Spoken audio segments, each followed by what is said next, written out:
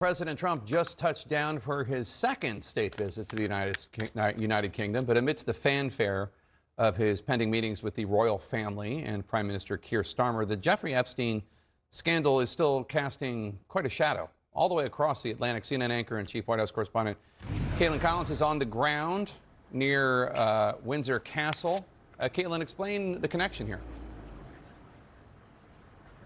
Yeah, Jake, and not really just casting a shadow. I should note they're literally casting images of this on Windsor Castle earlier tonight to kind of remind everyone of those ties that you mentioned there with Jeffrey Epstein. This was done. I should note 4 people have actually been arrested as a result of this, and these images that we recorded here showing that alleged birthday letter that was in the Jeffrey Epstein book that was released, pictures of with Trump and Jeffrey Epstein. That's that old footage from Mar-a-Lago.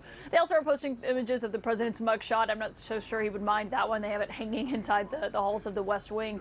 But Jake, the one thing that the British Prime Minister and President Trump do have in common is they've now both had to fire senior officials in their orbit as a result of their ties to Jeffrey Epstein. Obviously, Trump did so in his first term with his then Labor Secretary Alex Acosta, the one who negotiated that sweetheart deal for Jeffrey Epstein years before he was the Labor Secretary, but something that became a sense of intense scrutiny, obviously, after Jeffrey Epstein's federal charges that he was facing.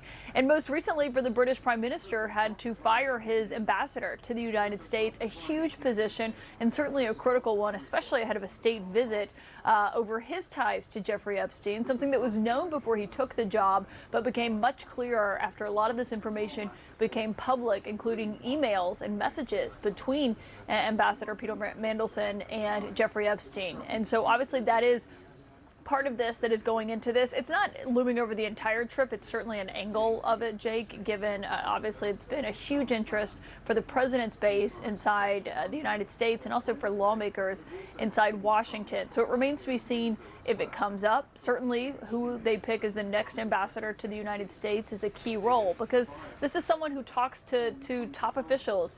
Peter Mandelson was helping negotiate deals with the Vice President J.D. Vance in the days before his ouster. And so it's a key role here that could get brought up as the president is here now for his second state visit with the UK. And Kaitlan, aside from the Epstein-related discomfort, what do we know about President Trump's existing relationship with the royal family and his relationship with the Prime Minister, Keir Starmer? Well, he's always had a fascination with the royal family, and so we are going to see that put on display here. He's had a state visit before. That was in 2019, his first time in office, but obviously with a different monarch, and also it was at Buckingham Palace. And so this one will look a lot different than his last state visit, which they have been keen to highlight how that is unprecedented to offer that to a U.S. president to be able to afford 2 of those given his 2 terms in office. He'll be meeting with all of the royal family here tomorrow. They are going to have basically every sense of pomp and circumstance that you can think of, Jake, rolling out every single red carpet that they have for the president. And so we'll see how that proceeds as they are meeting with them. Then after that, he'll go and meet with the British Prime Minister at Chequers, which is the country residence for the British Prime Minister.